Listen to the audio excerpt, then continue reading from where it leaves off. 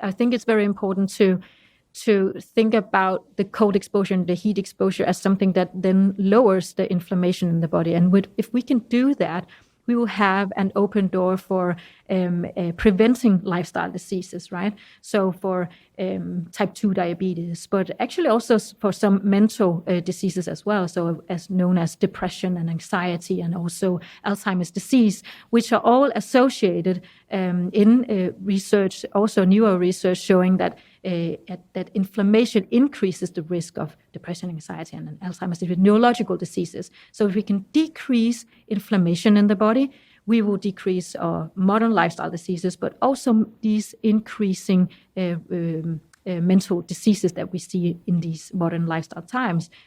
So I think that it's very interesting that we can go out in nature and we can use these natural stressors. And I don't want to have it sound very romantic or anything. It's just exposure to temperature, actually, just to cold or to heat, that is going to trick our body into a natural state again and reset it where the homeostasis, the balance is lost a bit.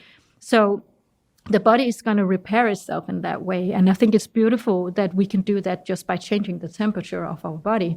And although people are very scared of doing this, because in our times, we have been away from cold, away from heat, temperature for decades now, since we isolated our houses better and we are more sedentary. We also sit more indoor. We don't move as much. So this very modern sedentary lifestyle has made us more temperature comfortable, just neutral. So no wonder, that obesity is increasing. We don't expose ourselves to the natural stresses that we did earlier on in our involvement, but also up until maybe the 70s, the 60s, where we started having more comfortable lifestyles, right? And obesity increases in the 80s. We can see that from statistics. So I think that if we can take in cold and heat, and you mentioned other things also before, but of course exercise is very important here,